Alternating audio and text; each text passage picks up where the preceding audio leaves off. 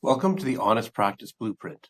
This podcast exists because a lot of registered massage therapists are doing good work and still feel financially stressed, professionally exposed, or quietly burnt out. Not because they're bad clinicians, but because no one ever showed them the business, documentation, and communication side of this profession and how it actually works. I'm Mike Rioch.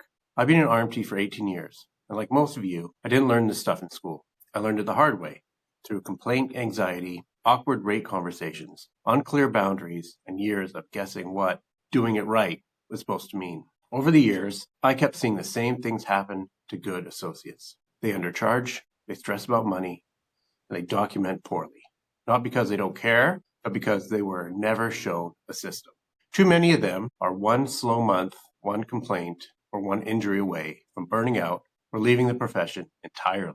The Honest Practice Blueprint is about fixing this. This isn't hustle culture. It's not marketing gimmicks. That's definitely not six-figure secrets. This show is about consent that actually protects you, documentation that takes minutes, not hours, pricing conversations without shame, and building a practice that doesn't collapse the moment life gets real. If you're an associate RMT who wants clarity, confidence, and practice, you can actually stand behind. You're in the right place. So let's start with the most common problem I hear. Your schedule isn't full. You've got gaps in your schedule. Maybe you're working 20 hours when you want 30. Maybe you're booked 2 weeks out when you want 4. Somewhere online, someone told you the answer is to post more reels, show up on stories, and share your journey. This is not the lever that fills an associate schedule. Most full associate practices aren't built on visibility. They're built on systems. And today, I want to show you where the gaps actually come from. Over the last 18 years, I've rebuilt my own practice multiple times across different cities, starting from zero more than once. But this isn't just about my experience. I've also watched clinic owners and associates approach this problem from every angle, trying to fill schedules, retain patients, raise rates, and avoid burnout. I've seen what works for associates. I've seen what works for owners. And I've seen what consistently fails for both. What has become clear is that success here has very little to do with talent, charisma, or working harder. It comes down to structure. So let's talk about the 3 mistakes that quietly empty associate schedules. So mistake number 1 is no new patient pipeline. Most associates make this assumption. Once I build a base of regular patients, I'm set. But that's not how good treatments work. Good care means patients improve and eventually don't need you anymore. That's a good outcome. But here's the math people miss. Every month, patients naturally fall off your schedule. They finish care. They move. Their life changes. If you're not replacing them intentionally, your schedule erodes by default. 1 patient graduates, that's 1 gap. 3 patients graduate, that's 3 gaps. No drama, no failure, just math. The fix is simple, but it's not optional. You need a reliable way for new patients to enter your practice every month, not occasionally, not when the clinic runs a promo, consistently. This leads directly to mistake number 2, and that mistake is waiting for someone else to solve it. Many associates think the clinic handles marketing. I just treat.